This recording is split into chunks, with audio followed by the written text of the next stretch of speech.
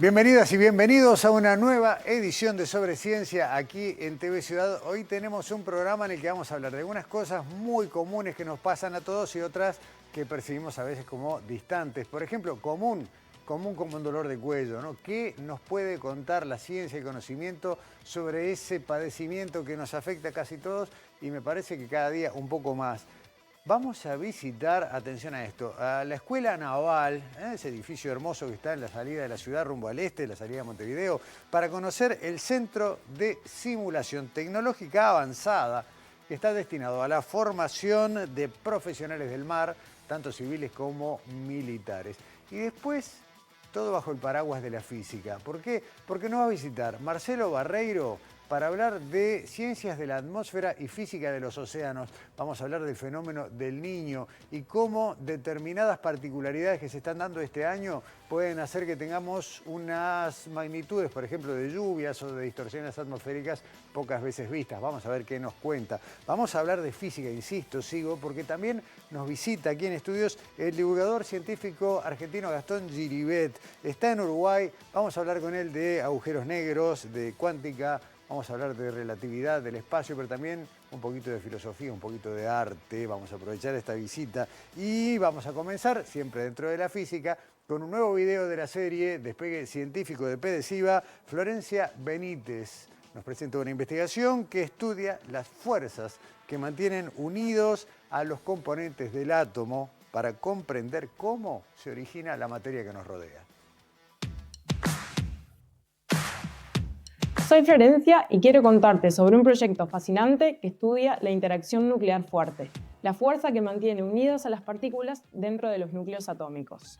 La teoría que describe esta fuerza se llama cromodinámica cuántica y explica cómo partículas fundamentales llamadas quarks y gluones se unen para formar protones, neutrones y otras partículas. El nombre cromodinámica viene del griego cromos, que significa color. Pero aquí no hablamos de colores visibles, sino de una propiedad cuántica de los quarks y los gluones. Los quarks son muy difíciles de estudiar porque nunca se encuentran aislados en la naturaleza, siempre están ligados por los gluones. De hecho, el nombre gluón proviene del inglés glue, que significa pegamento. En este proyecto calculamos teóricamente las masas de partículas formadas por quarks pesados y las comparamos con los experimentos de los aceleradores de partículas. Buscamos entender en profundidad la interacción nuclear fuerte y desentrañar algunos misterios fundamentales de la materia que nos forma. ¿Pasaron de moda el no? Gastón Giribet nos visita en estudios, lo anticipamos recién, es profesor de física en la New York University, pero además de doctor en física y doctor en filosofía, fue docente de la UBA, la Universidad de Buenos Aires, de la Universidad Libre de Bruselas, miembro del Instituto para Estudios Avanzados de Princeton y está en Montevideo para dar 3 charlas. Una ya fue, quedan 2 por delante. No quiero perder más tiempo haciendo introducción, quiero conversar con Gastón. Bienvenido a Sobre Ciencia. Okay, muchas gracias, les agradezco mucho la invitación. No, gracias a vos por venir. ¿Es la primera vez que venís a Montevideo en carácter de conferencista? Sí, no es la primera vez que vengo a Montevideo, ciertamente vine muchas veces, pero la primera vez que doy charlas acá o hago algún tipo de actividad académica. Bien, y venís con un libro nuevo bajo el brazo. Sí. O sea, hace poco que editaste Agujeros Negros de la relatividad general a la información cuántica. Ese es el último. Sí, ese es un libro de divulgación que escribí. Es el segundo libro de divulgación que escribo, no el segundo libro que escribo, pero... Y lo editó la editorial Salta el Pez hace muy poco, hará en mayo o algo por el estilo. Gastón, uno habla en tu perfil de arte, de filosofía, sos músico o por lo menos practicaste la música, cruzás mucho. No sé cómo tenés ese dato. Pero todo está en la red. ¿Viste? Lo oculto en el pasado. Viste que nadie recita un archivo, ¿no? Bueno, si vos le tuvieras que explicar a un chico, a un pibe, a qué te dedicas, ¿cómo harías un resumen? O capaz en una reunión familiar. Gastón, ¿en qué andás? No, esa es fácil porque es la más corta de todas esas palabras. Yo soy físico. Bien. Es cierto que estudié otras cosas, es cierto que trabajo en otras cosas, la filosofía es la otra cosa en la que trabajo, pero soy físico porque mi definición de físico no tiene que ver con haber estudiado. Yo también hice un doctorado en filosofía, pero es la forma en la que veo el mundo. Yo categorizo el mundo. Es la primera carrera que seguí. En términos freudianos, decía ayer en otra conversación, la física es mi tirana, digamos. yo veo el mundo de esa manera, tengo una mirada científica del mundo, y yo diría yo soy físico. Si alguien me pregunta rápido, soy físico. En la placa va eso. De todos modos, y esto es una percepción personal, pero creo que es así, a medida que uno profundiza los conocimientos de la matemática, de la física, necesitas acudir a la filosofía. Algún tipo de preguntas. A mí no me gusta hacer afirmaciones prescriptivas acerca de, ¿viste? Es común decir cosas tales como para entender algunos aspectos de la física es importante estudiar filosofía o viceversa. No hago ese tipo de prescripciones porque depende a qué subrama te dedicas. Pero es cierto lo que decís en el sentido de que hay algunas preguntas muy basales, por ejemplo, al menos los físicos que nos dedicamos a aspectos muy de física fundamental, cuál es la estructura del espacio, cuál es la estructura del tiempo, de la causalidad. Entonces es inevitable que no tenga ribetes filosóficos algún tipo de pregunta. Ahora, ¿cómo es esto de que, sobre todo para conectar con la gente, ¿no? Para salir de la academia y para entrar al terreno de la divulgación, haces este cruce, este puente entre el conocimiento científico puro y duro y lo más blando, si quiero, lo más maleable, que son los conocimientos filosóficos? ¿Cómo se tira ese puente? Sí, yo diría que hay como tres dimensiones que a mí me interesan, debe haber muchas más. Una es la filosófica y la científica, al menos de vuelta, en algunos tipos de preguntas se encuentran. Tienen como dos direcciones oblicuas. Son distintas direcciones, pero de alguna manera tienen una proyección sobre la otra. Después hay una tercera que es totalmente transversal, que es la artística, que también me interesa a mí y que también puede versar sobre los mismos temas. También tiene que ver con la estructura del espacio, otro tipo de espacio, otro tipo de estructura, otro tipo de preguntas acerca de la estructura del espacio, pero tienen que ver. Yo creo que yo lo que encuentro como común denominador, a mí me interesa el espacio, en el sentido más amplio de la palabra. A mí me gusta mucho la pintura, en general las artes visuales, pero la pintura en especial, me gusta la pintura, y me dedico a la filosofía y a la física. Entonces, intento hacer ese cruce. Y cuando digo las artes plásticas como ejemplo, pero también otras como la literatura, que también tiene su poética del espacio, citando a algún francés famoso. Hay un libro, me recordaste un libro muy bello que es Borges, Big Data y yo, por ejemplo, de Walter Escudero. No lo leí, pero me hablaron de ese libro. Claro, pero de todos modos pones a luz en lo que vos decís, ¿no? Cómo a veces uno puede decir, bueno, para entender un plano de un significado de un escritor tan clásico como puede ser Borges, bueno, podés abordarlo desde el punto de vista de ciencias exactas. Sí, a veces uno puede tener lecturas distintas sobre obras de arte. Por ejemplo, el otro día yo pensaba, ¿por qué me encontré a mí mismo leyendo ficción extraña, lo que se llama ficción extraña o algunos subgéneros de la ciencia ficción, que son géneros que yo nunca había leído? Y quería dar respuesta a por qué en los últimos años, el último año y medio, me encontré leyendo autores que yo no esperaba haber leído antes, y me di cuenta de que los leo buscando algún tipo de sustancia teórica ahí, a pesar de ser libro de ficción, ¿no? Al menos no quiero decir que voy a tomar literalmente, pero hay como una lectura de ciertas ideas que uno podría llevar a caso otras disciplinas. La libertad de la especulación. Sí. A ver, vos tenés una frase que la he encontrado más de una vez repetida, como así media. La repito mucho. No, pero esa que dice, o que dijiste, de que los agujeros negros te parecen los objetos más fascinantes del espacio. ¿Qué tiene de fascinantes? Me doy cuenta que los vimos hace poco por primera vez, ¿no? Por primera vez, sí. La primera fotografía o radiofotografía que tenemos de ellos se hizo pública en abril del 2019, digamos. Y es más, si bien la existencia de los agujeros negros es una conjetura, una predicción robusta de la teoría general de la relatividad a partir de 1915, recién en la década del 70, 80 del siglo XX hubo evidencias indirectas al principio de que existían, y como bien vos decís, recién vimos un agujero negro, o mejor dicho, la silueta de este recortada en el fondo incandescente que lo envuelve en el centro de una galaxia lejana en 2019.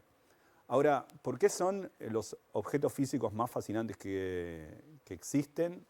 Porque en sus inmediaciones todo fenómeno físico es extremo. Es decir, curvan el espacio hasta que éste se recorta causalmente y abandona su interior causalmente respecto al exterior, hace que el tiempo se ralentice a niveles de que en el horizonte mismo, en la superficie de los agujeros negros, el tiempo observado desde afuera literalmente se encuentra detenido.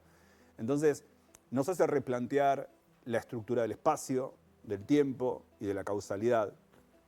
No porque no sepamos cómo se comporta, porque la teoría general de la relatividad, repito, ya nos decía cómo deberían comportarse en las inmediaciones de un astro tan compacto. Pero es la viva constatación experimental u observacional de que la teoría general de la relatividad vale también en los regímenes extremos del universo, ¿no?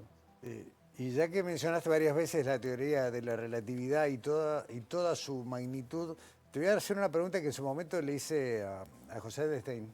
José Edelstein. Sí, creo que lo conoces. Más que lo conozco. Eso. Gran amigo. Sí. Estuvo hace 4 meses ahí mismo. ¿Dios juega a los dados? Bueno, sí.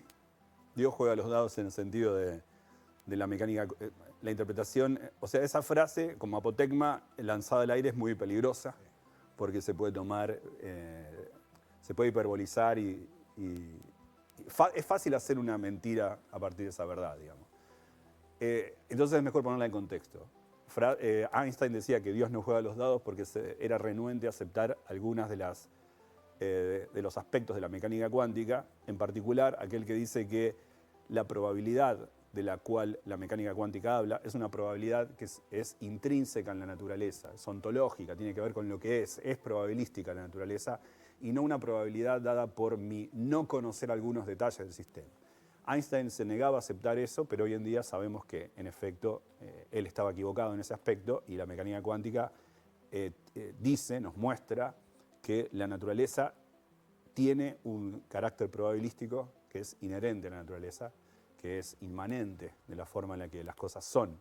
Y entonces, en ese sentido, sí, es cierto que Dios juega a los dados, aunque a Einstein no le gustara. Sin embargo, Juan Maldacena, quien creo que modificó, por lo menos te dio un giro importante en tu carrera, y a partir de él, el colectivo global que se dedica a investigar estas cosas, está tratando de ver cómo se hace un puente.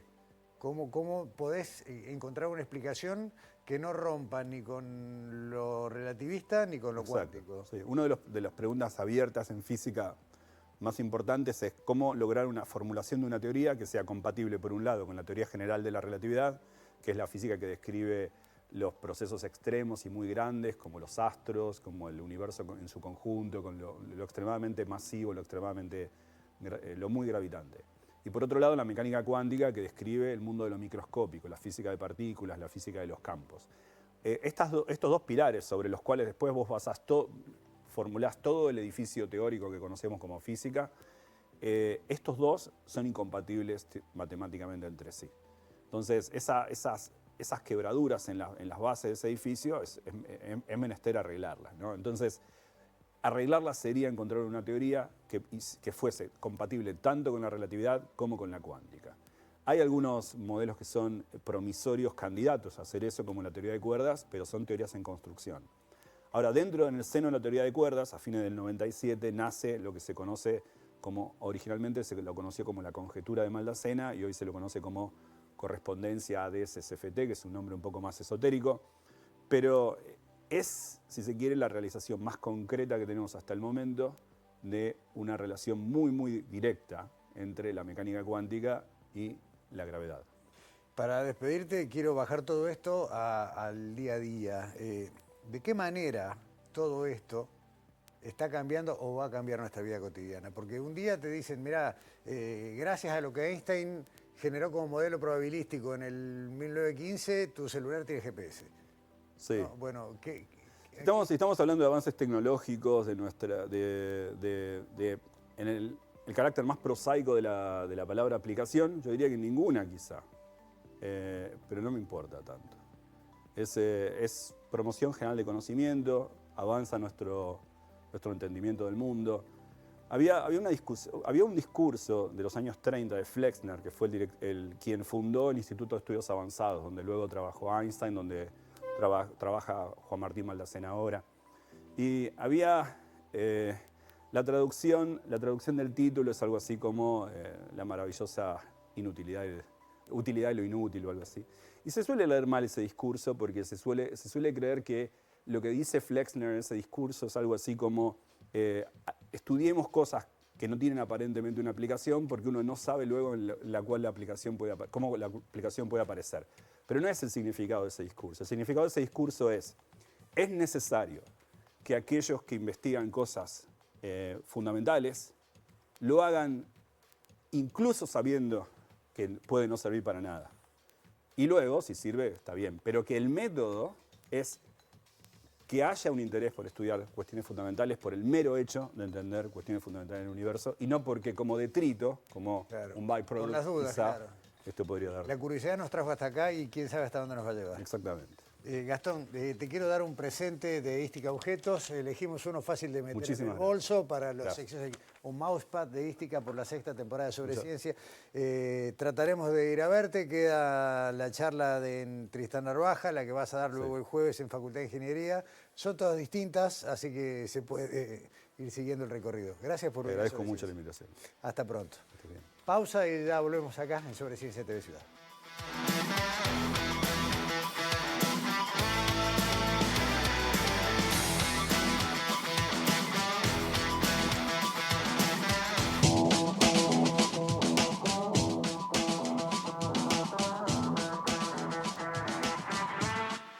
Seguimos haciendo Sobre Ciencia aquí en TV Ciudad. No quiero hacer spoiler sobre el informe que va a presentar Daniela, pero les puedo asegurar que el pedacito que vi ya me dejó muy preocupado sobre cosas que nos pasan todos los días a todas y a todos. Daniela, bienvenida. ¿Cómo andas? Te voy a sacar un peso de encima. Gracias. Esto es casi un spoiler de lo que viene. Y te voy a contar de qué se trata. Ya sabemos, viene de la mano del celular, ¿no? Viene de la mano de una herramienta que sabemos que es útil, que nos ayuda, que nos comunica, que tiene sus cosas negativas en cuanto a esta asociación casi que no le podemos dejar, pero por supuesto tiene muchas cosas positivas. Hoy igual vamos a hablar de una de las negativas que tiene que ver con la ciencia y tiene que ver especialmente con la fisiología, con la medicina, que es el dolor de cuello asociado al celular. El uso mismo del celular supone una postura donde el cuello tiene una inclinación que no es natural para sostenerla tanto tiempo, ¿no? que esa postura del cuello genera trastorno, genera dolor y es uno de los elementos que están justamente en este informe. El dolor de cuello entonces asociado al celular. Pero por supuesto fuimos a la fuente, a las personas que saben. Y hablamos con Gerardo Amilibia, profesor de Medicina Física y Rehabilitación de la Facultad de Medicina, que nos contó qué es esto del dolor de cuello, por qué funciona y este dato tan interesante que a Gustavo le gustó. Fíjense cuánto peso supone la postura que tenemos cuando usamos el celular. Adelante.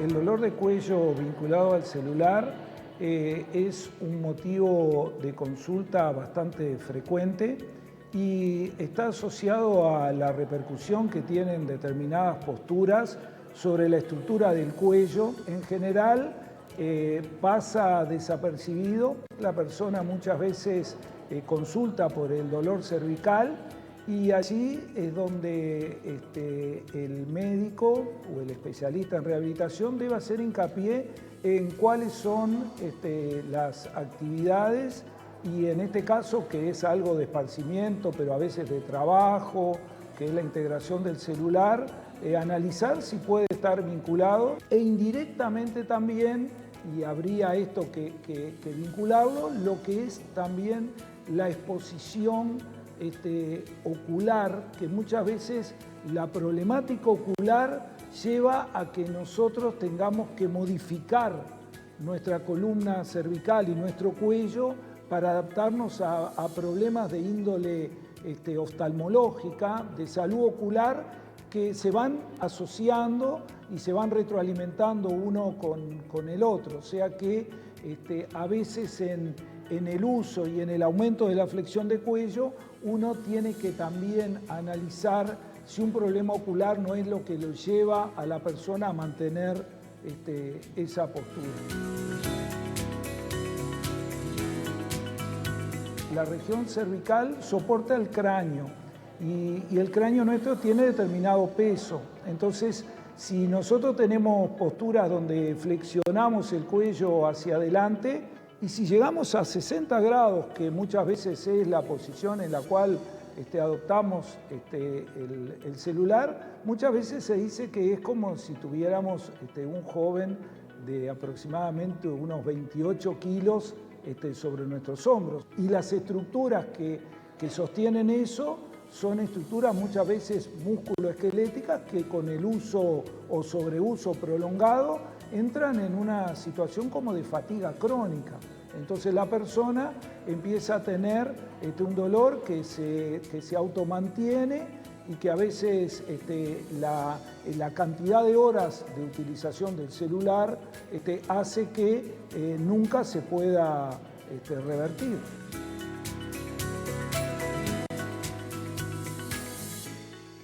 Nunca hablamos, Daniela, de dolor de cuello asociado al andar caminando leyendo un libro, ¿no? No, porque ese dolor de cuello... Antes era común, claro. Sí, por supuesto. Diario, pero bueno. Sí, siempre el tema de la postura mientras hacemos una actividad que lleva tiempo ha sido... ha estado presente en el tema de la rehabilitación, de la fisiología, ¿no? El celular no es la madre de todos los males, como bien decís, la lectura de libros también genera eso, pero obviamente se restringía a un uso un poco más acotado, ¿no? En el tiempo. El celular es parte ya casi de nuestro brazo.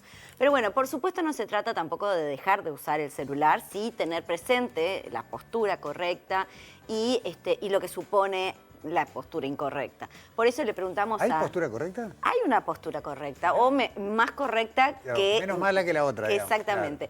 Claro. Y en realidad eso es lo que hablamos con Ami Livia, ¿no? Bueno, ¿cuáles son las recomendaciones simples? ¿O cuáles son estos impactos que podemos prevenir? ¿O cómo podemos hacer para que, nos duela menos el cuello? Y esto es lo que nos dijo. Y yo me despido hasta la semana que viene. Llevaba acá arriba el celular. Bueno.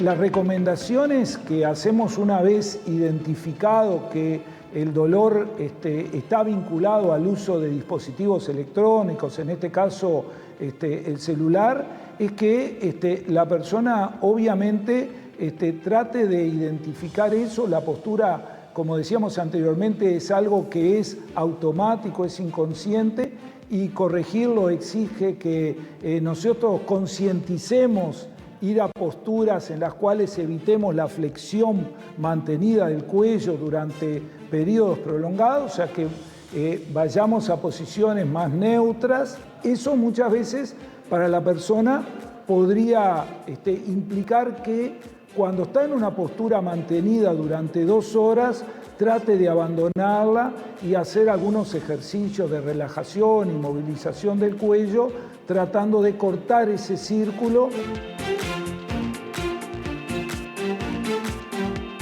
En la consulta nosotros vemos que el celular cada vez se introduce a edades más tempranas, a tal punto que en este momento a veces se está discutiendo, entrando como tema de discusión, cuál es la edad en que un niño, en este caso, puede incorporar el celular. Todos tenemos que identificar el uso inconveniente del celular.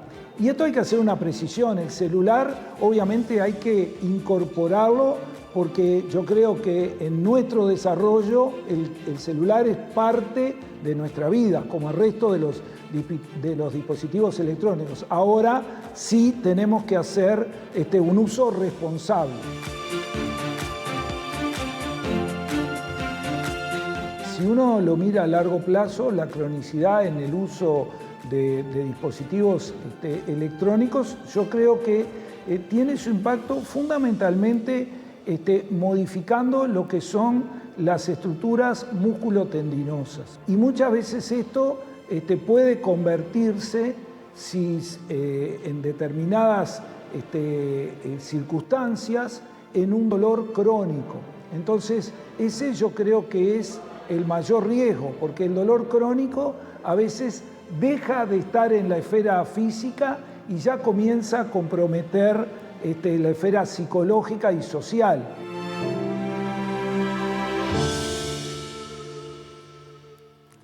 Alexandra Perrone va a contarnos ahora de una visita a un lugar al cual tuve la suerte de conocer el año pasado y recuerdo cuando fui, quedé tan impactado con varias de las cosas que veremos ahora, que le comenté a Alexander, che, fíjate un día si esto no merece un espacio en Sobreciencia. Y parece que estuviste de acuerdo. Y sí, porque, ¿cómo andás, Gustavo? Y sí, porque es hablar de tecnología, y una tecnología que sorprende, como decís tú, y que ¿no? está inserta en la capacitación de mucha gente que después presta servicios de todo tipo en nuestro país. Y sí, y eso es un poco lo que sorprende también, más allá de que sorprende estar ahí. Estamos hablando del Centro de Simulación de la Escuela Naval, que tiene dos grandes roles. Primero, bueno, formar a estudiantes digamos, del ámbito marítimo.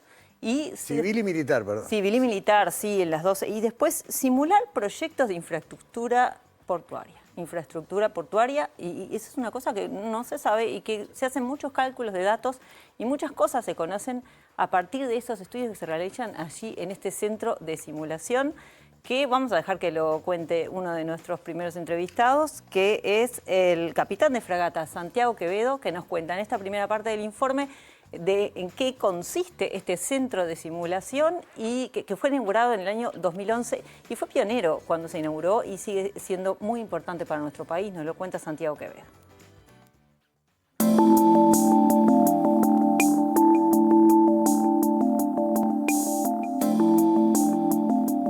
Para la Escuela Naval es un orgullo presentar una de las herramientas tecnológicas y educativas más importantes con las que cuenta actualmente nuestro país en materia de formación marítima, el Centro de Simulación Capitán de Navío Víctor de María.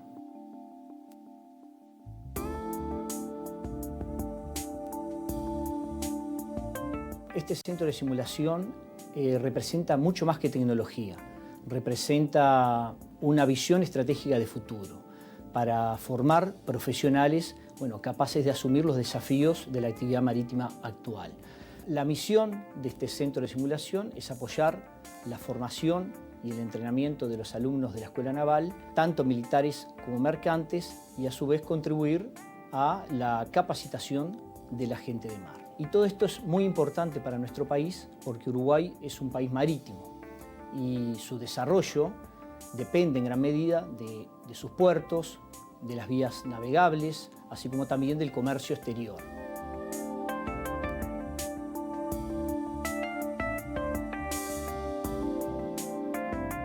Desde el punto de vista tecnológico, este centro integra los simuladores de navegación y maniobras, de máquinas, donde podemos simular situaciones de emergencias en una sala de máquinas, de comunicaciones, con todo lo que tiene que ver con socorro y seguridad marítima, y a su vez de manejo de cargas líquidas. La integración de todos estos simuladores permite recrear de forma prácticamente real todas las operaciones críticas de un buque moderno. Aquí nos encontramos en el simulador de navegación y maniobras, que es el núcleo principal del centro. Estamos en el puente principal. Este puente tiene una visual envolvente de 240 grados, muy real, muy similar a la que puede encontrar un oficial a bordo de un buque real. Y a su vez esto se complementa con otros dos puentes secundarios de 135 grados cada uno para ejercicios simultáneos.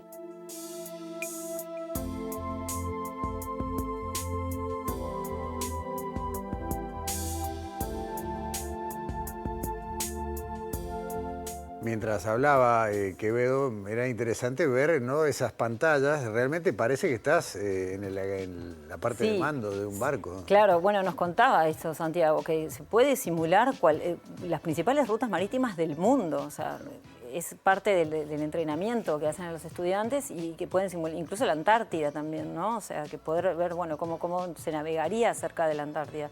Y se le enseña ahí, bueno, a manejar diferentes equipos electrónicos, mapas de navegación, bueno, y simula varias situaciones.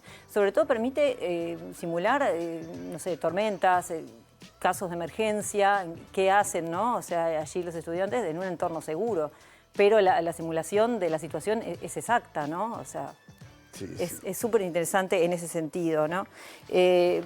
También, bueno, en este centro de simulación se permite investigar. Se investiga acá, que era esto lo que hablábamos de la infraestructura portuaria, y eso es muy interesante también de conocer. que bueno, nos lo cuenta el teniente de navío Jorge Lorenzo, que es jefe de la División de Simulaciones y Tecnologías Educativas de la Escuela Naval. Y vemos en esta segunda parte del informe qué tipo de investigaciones se realizan allí, además de enseñar a los estudiantes de la Escuela Naval qué otras investigaciones se hacen vinculados al mar.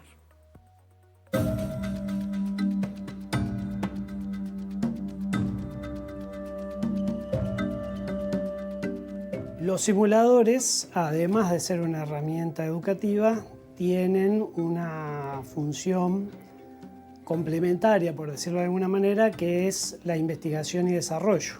También se pueden utilizar para investigación de incidentes. En lo que tiene que ver con investigación y desarrollo, en particular es una herramienta que facilita el testeo de diversas situaciones antes de que se realice alguna modificación en el área real. A modo de ejemplo, en el puerto de Montevideo, cuando TCP comenzó con los trabajos de estudio para ampliación de la terminal de contenedores, previamente se realizaron aquí los estudios para determinar cuál era el proyecto más viable con referencia a la seguridad de la navegación.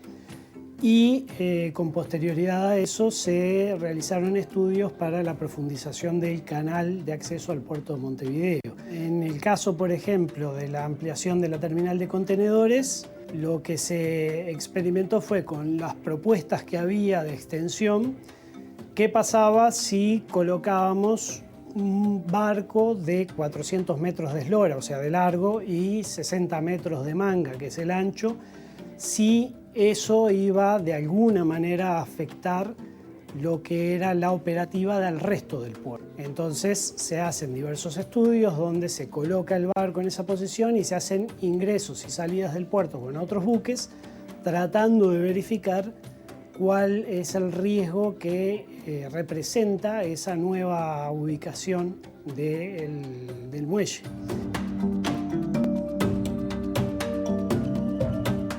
Se hagan una idea, el barco con el que se hizo la prueba es un buque de las mismas características que aquel Evergreen que quedó varado en el canal de Suez y que cortó el tráfico mundial durante varias semanas. O sea, lo que se buscó justamente es estudiar los posibles efectos al futuro cuando ese tipo de barco sea capaz de ingresar al puerto de Montevideo. Obviamente no todos los barcos pueden acceder a todos los puertos, como no todos los barcos pueden pasar el canal de Panamá, por ejemplo, debido a que tienen sus propias características y hay ciertas obras que fueron hechas de repente a principios del siglo XX y no se pensaba en los tamaños de buque que existen hoy día. A nadie se le podía ocurrir un buque de 400 metros de largo por 60 de ancho hace un siglo atrás. Sin embargo, hoy por hoy, el comercio dicta cuáles son las capacidades que tienen que tener los buques de carga.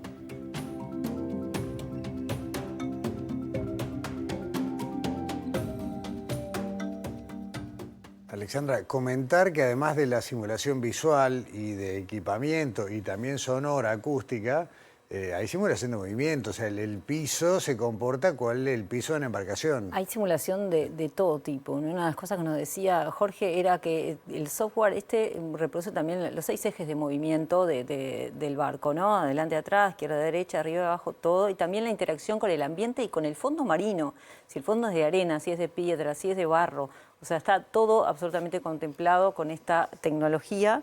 Y bueno, también tiene varias salas, este simulador. Una de ellas es la sala de máquinas, donde se le enseña a los estudiantes, bueno, esas emergencias que pueden ocurrir también en un ambiente seguro. Si lo vemos es como un salón de clase, pero también es un software y una tecnología que simula todo lo que puede pasar en una sala de máquinas de un buque, y esto nos lo cuenta Cecilia Romero, que es capitán de corbeta. Lo vemos en la última parte del informe.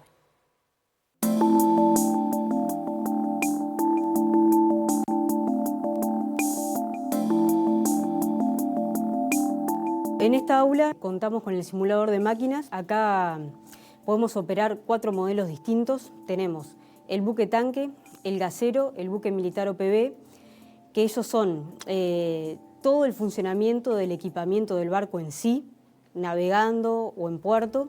Y después tenemos el modelo de carga líquida, que es un simulador que se dedica específicamente a la operativa de descarga de líquidos, carga y el tratamiento que se hace a los tanques para evitar riesgos de explosivos y cómo todo eso afecta a la estabilidad. La mejor prestación que tiene el simulador es el entrenamiento de respuestas ante fallas, porque todo lo que implique una falla en la vida real puede traer aparejado pérdidas materiales o incluso, frente a una desgracia, pérdidas humanas. Entonces, ellos acá, nosotros le vamos poniendo fallas, ya sea un corte total de energía, un blackout, que obviamente ahí deja el barco de navegar, como quien dice, va a seguir navegando, pero también afecta la parte de navegación, el equipamiento, incendios también, inundaciones. Entonces ellos acá, la simulación es un método óptimo para practicar esas diferentes situaciones que se dan a diario en los buques en sí. Bueno, en este caso, como falla yo le introduje un incendio cerca del motor principal. Él ahora lo que tiene que hacer es, bueno, ir a los paneles principales, dar la alarma en general y puntualmente ahora activó el sistema de espuma para apagar el incendio. Esto va transcurriendo en tiempo real, o sea que si sigue así, yo no ejecuto más nada, en algún momento se va a apagar el incendio. Lo que permite también este simulador es, en el modo 3D, si bien nosotros podemos prender el motor directamente de la pantalla con botoncitos, puedo ir directamente en el 3D desplazándome y abrir las maniobras que correspondan y prender todo in situ de la sala, a través del mouse, pero sería mismo en la sala de máquinas.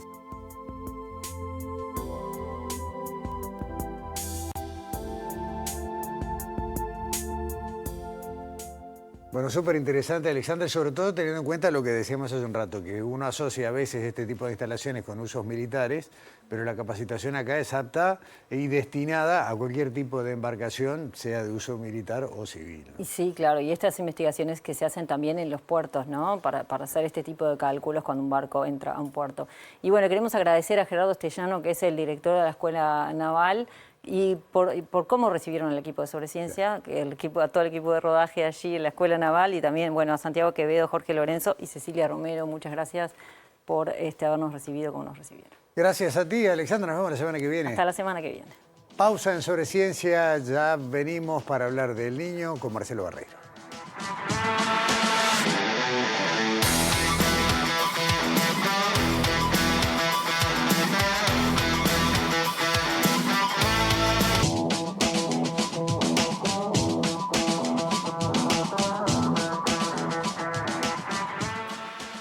Cada vez más es tema de la información cotidiana, de los segmentos noticiosos habituales de informativos y otros medios de comunicación, el fenómeno del niño, dado que aparentemente, y ahora vamos a ir a la fuente, tiene particularidades en este fin de 2026, principio de 2027, que hace que su influencia sobre nuestra región sea más notoria y con posibilidad de causar algún tipo o más de algún tipo de problemas climáticos y meteorológicos. Así que fuimos a la fuente y le agradecemos mucho a Marcelo Barreiro que nos está acompañando en el estudio. Marcelo, bienvenido una vez más a Sobreciencia. Muchas gracias, un gusto estar acá. Muchas gracias por la invitación. No, gracias a vos.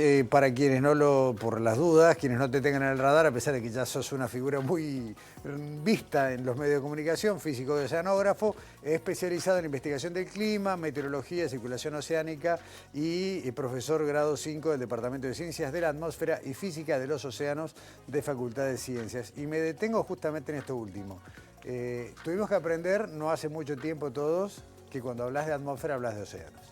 Bueno, sí, es que para nosotros son dos medios que están completamente interconectados. No hay forma de estudiar la atmósfera sin considerar el océano y viceversa, ¿sí? Para entender la atmósfera en particular, a tiempos mayores a unos días, es realmente necesario considerar lo que está haciendo el océano. Porque el océano, de alguna forma, modula, ¿sí? Le dice a la atmósfera en ciertas cosas qué es lo que tiene que hacer.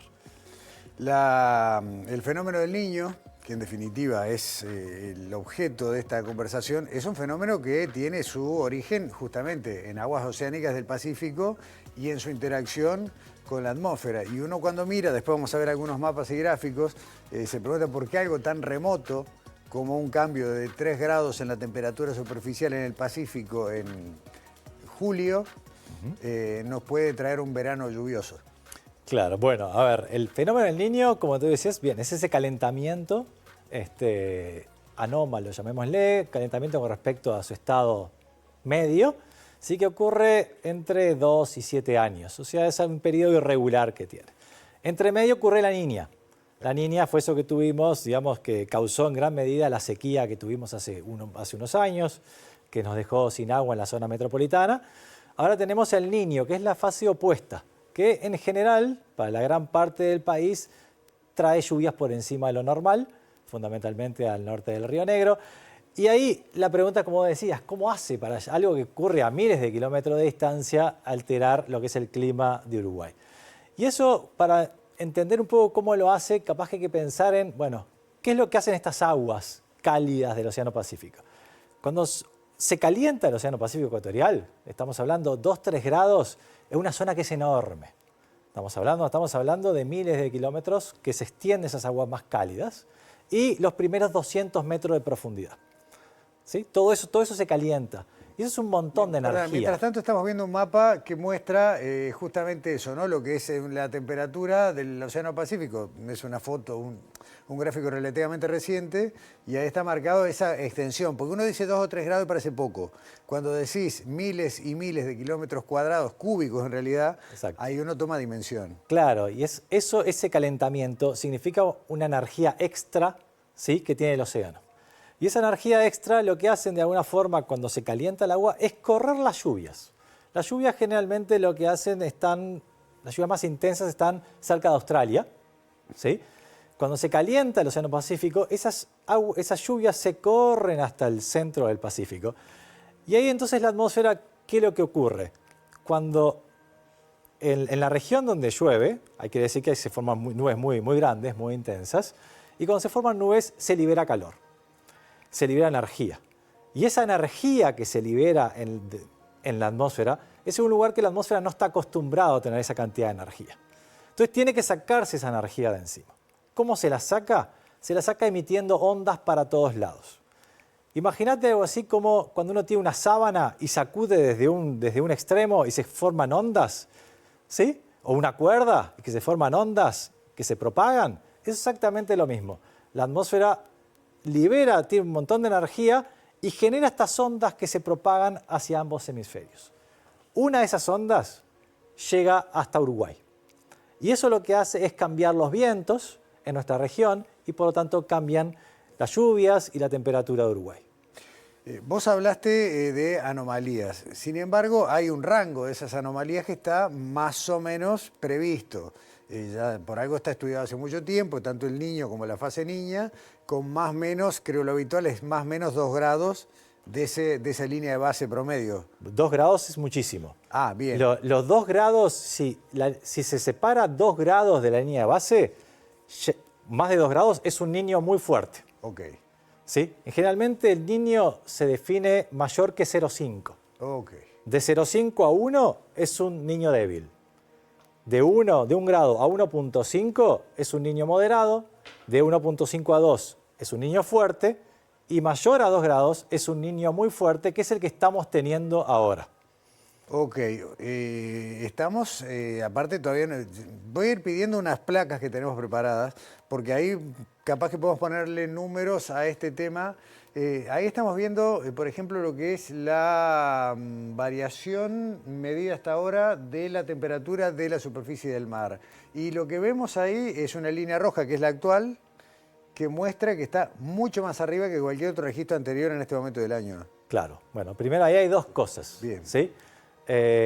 A ver, ese registro lo que está mostrando es la temperatura total, digamos, ¿no? Está hablando de cerca de 29,6 grados de temperatura, claro, en lo que sería el centro del Pacífico. Es en la región Niño 3.4 que se llama, que es la región que se toma como indicador del desarrollo del fenómeno del Niño. Entonces, ¿qué es lo que está ocurriendo? Como muestra bien la gráfica, no ha habido ningún junio y julio en la historia de los últimos 150 años en la cual el océano haya estado tan caliente como está ahora. ¿Sí? ¿Eso qué significa? ¿Y por qué es así? Y pues, esencialmente hay dos fenómenos superpuestos. tenemos el fenómeno del Niño que se está desarrollando, ¿sí? Por eso se calienta esa región, pero por abajo, ¿sí? Como base, ha habido un calentamiento asociado al cambio climático. Los océanos se han ido calentando, ¿sí? De la misma forma que se han ido calentando todo el planeta. Entonces, el calentamiento oceánico parte desde una base mayor a la que teníamos hace 50 años atrás. Bien, hay otro gráfico similar que por ahí podemos poner en pantalla. En este veíamos la temperatura absoluta. 26 grados 7 dijiste. 29,6 grados. 29,6. Ahora lo que vemos es la desviación, digamos, cuántos grados por arriba de lo que sería esa línea de base está. Y ahí tenemos marcado además los 3 momentos previos en los que hubo otros récords de Niño y ninguno llega como este. Lo que muestra esa gráfica es la evolución de otros niños, es la comparación de la evolución del cambio de la temperatura que estamos observando ahora en 2026 con la evolución del cambio de la temperatura durante 2 niños también muy fuertes, que fue en 1997-98 y 2015-2016. Al 2015-2016 se le llamó el Niño Godzilla, que después ha aparecido por ahí en la prensa, pero ese niño le llamaron así. Entonces, si uno compara la evolución que tenemos al día de hoy con la de esos niños anteriores, uno lo que observa es que ya al día de hoy, en julio, ¿sí? Tenemos temperaturas anómalas que ya pasaron al del 97-98 y están alcanzando al de 2015-2016. Pero hay una cosa que es importante resaltar, que el pico del máximo, o sea, del máxima amplitud del calentamiento de los niños, siempre se da noviembre, diciembre, enero, que es lo que muestra la figura para el 2015-2016 y 97-98. Nosotros ahora en julio ya estamos llegando a temperaturas de ese nivel. Entonces, la pregunta ahora, ¿a qué temperatura llegaremos?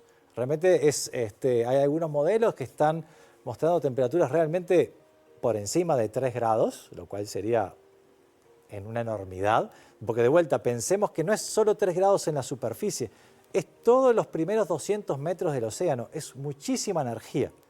Entonces, realmente va a ser un caso de estudio este niño porque se está comportando de una forma bastante anómala. Tenemos unos mapas que son imágenes del domingo, las temperaturas registradas el domingo pasado. Ahí estamos viendo lo que es la temperatura absoluta, o sea, los 29 grados 6 de los que hablaste recién, con sus variaciones, más rojo, más intenso, más calor. Y ese recuadro es la zona que vos dijiste, la 3.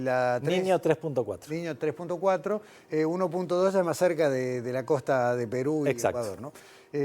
Y ahí uno puede decir, bueno, tal vez esto sea normal, porque lo que vemos es la foto de la temperatura de ese día.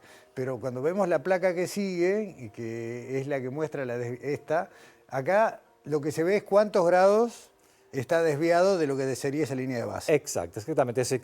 ¿Qué tanto se calentó el océano con respecto a un promedio histórico? Claro, insisto, este diagrama satelital está tomado con datos del domingo pasado. O sea, esto es ahora. Eso es ahora. O sea, una de las cosas que se viene, o sea, desde el 1980 los océanos están siendo observados desde los satélites, ¿sí? Porque realmente tenemos claro que hay que observar el océano, no solo el Pacífico, que está el fenómeno del Niño, pero hay que mirar todos los océanos, porque lo que pasa en los océanos repercute en la atmósfera y en los climas de todos los países.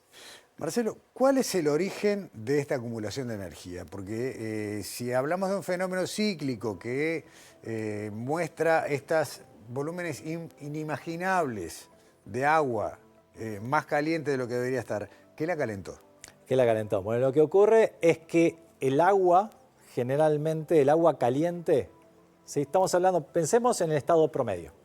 En el estado promedio, cerca de las costas de Perú, la temperatura es cerca de 23-24 grados.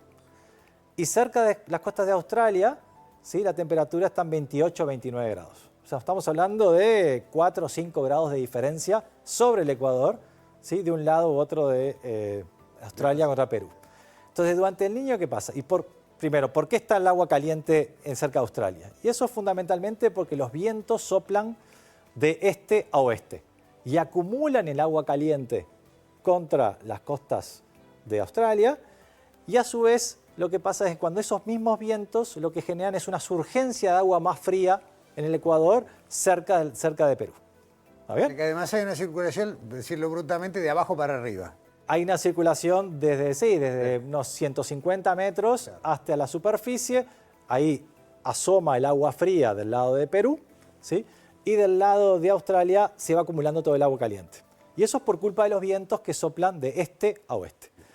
Cada tanto, ¿sí?, esos vientos alisios que soplan del este a oeste se debilitan. Y cuando se debilitan, toda esa agua caliente que está acumulada cerca de Australia se empieza a mover hacia el este, ocupando en algunos casos casi todo el Ecuador. Entonces, en realidad es como una redistribución de energía, ¿sí?, en el océano, pero lo pone en un lugar donde antes no teníamos esas temperaturas. Entonces eso cambia la atmósfera y la atmósfera retroalimenta ese movimiento de las aguas. Entonces hay una retroalimentación entre lo que está haciendo el océano y lo que está haciendo la atmósfera. Es como un círculo vicioso. Cambia un poquito la temperatura, se debilitan más los vientos.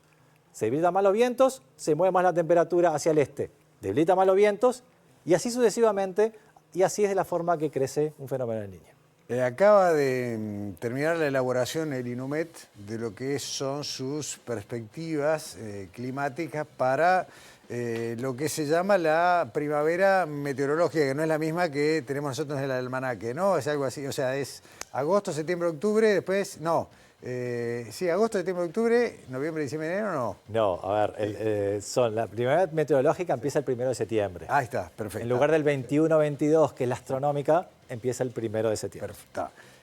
Lo que sacaron son los informes de agosto, septiembre, octubre, noviembre y octubre, noviembre y diciembre. O sea, de acá hasta fin de año.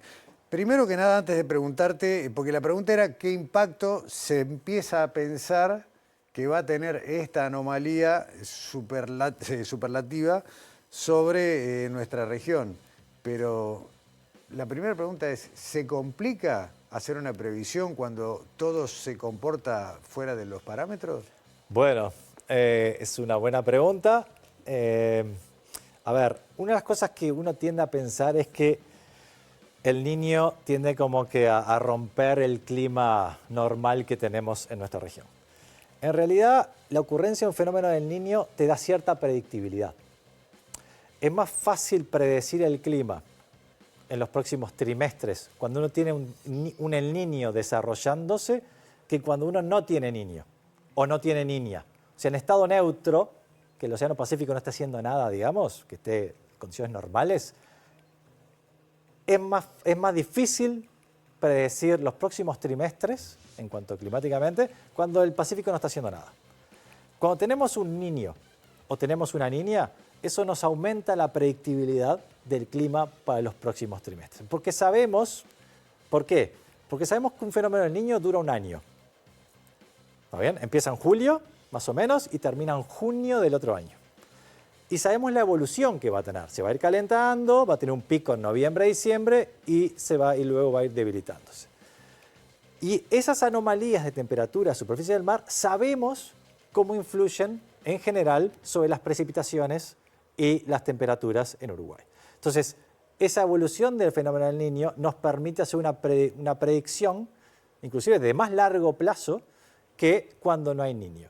Y por eso, en el informe de tendencias que hace INUMET con la Universidad de la República, yo también formo parte de ese grupo de trabajo, desde que se empezó a desarrollar este Niño, el informe de INUMET UDELAR lo que hace es no solo pone la predicción para el trimestre siguiente, sino para los 2 trimestres que siguen. Entonces, este informe vas a ver que dice las predicciones para agosto, septiembre, octubre, que es este trimestre que estamos, para septiembre, octubre, noviembre, y octubre, noviembre, diciembre. Porque el Niño, la evolución del Niño, nos permite ir más allá para poder predecir mejor. Bien. Sabíamos que el Niño viene asociado con más lluvias. La duda está en todo caso cuánto más lluvias. Pero además, ¿vamos a tener eventos extremos? O sea, uno puede decir, bueno, a lo largo del mes va a llover, ustedes especulan con un tanto por ciento más. Ahora, llueve parejito, vamos a tener más posibilidad de tormentas, vientos fuertes. ¿Qué va a pasar con la temperatura? Bueno, 2 cosas es el Niño. Como bien dijiste, el Niño aumenta los acumulados mensuales de lluvia o trimestrales de lluvia, ¿sí? Fundamentalmente al norte del Río Negro, siempre, pero además cambia la forma en que llueve. ¿Está bien? Cuando tenemos un fenómeno del Niño, tenemos más eventos extremos de lluvia diarios. ¿Está bien? O sea, es esperable que tener un número de eventos extremos de lluvia importante en particularmente octubre, noviembre, diciembre, en el norte del país. Así que por ese lado no hay dudas, la estadística muestra eso y se entiende el porqué. Hay una cosa que es bueno resaltar también, que acá hay una mezcla, uno puede inclusive mirar una mezcla o el efecto del cambio climático acá. ¿Por qué? El cambio climático al día de hoy, en principio, no se ha demostrado que haya cambiado el fenómeno del Niño. No. En principio, el fenómeno del Niño sigue siendo más o menos igual, ¿está bien? Pero, ¿qué pasa? El cambio climático altera las consecuencias del Niño de una forma indirecta. ¿Por qué? Porque el cambio climático aumentó las temperaturas del planeta. Con una temperatura más alta, ¿sí? ¿Qué pasa? El aire puede contener más humedad. Entonces, para el mismo cambio en los vientos generado por el Niño, hay más combustible para las tormentas y por lo tanto las tormentas son más intensas. Entonces, no solo el Niño genera más eventos extremos per se, sino que a eso hay que sumarle el hecho de que hay más humedad en la vuelta por el cambio climático y por lo tanto genera tormentas más intensas aún. Entonces es esperable, en particular octubre, noviembre, diciembre, tener tormentas muy intensas. Y con esto te despido simplemente recordando que cuando viniste hace 3 o 4 años a hablar del informe del panel intergubernamental sobre cambio climático, también se preveía la posibilidad de tormentas más intensas. Sin duda. Para Uruguay. Y hay una cosa que, déjame terminar con una cosita, y es esto. El Niño, como le decía, está actuando superpuesto con el cambio climático. Entonces es esperable que el 2027 sea el año más cálido de los últimos 150 años. Porque a la tendencia asociada al cambio climático se le va a sumar todo este calentamiento generado por el Niño. Y es probable que pasemos el 1.6 de grado de aumento de temperatura a nivel global, que es muchísimo. Marcelo Barreiro, un presente de Ística Objetos por acompañarnos en Sobreciencia. Muchas gracias. La taza de la 6ª temporada de Sobreciencia. Bueno, si la lluvia lo permite, nos vemos pronto. ¿Cómo no? Muchas gracias por venir, Marcelo. Por favor. Cerramos nuestro programa y nos vemos acá en TV Ciudad la semana que viene. Muchas gracias.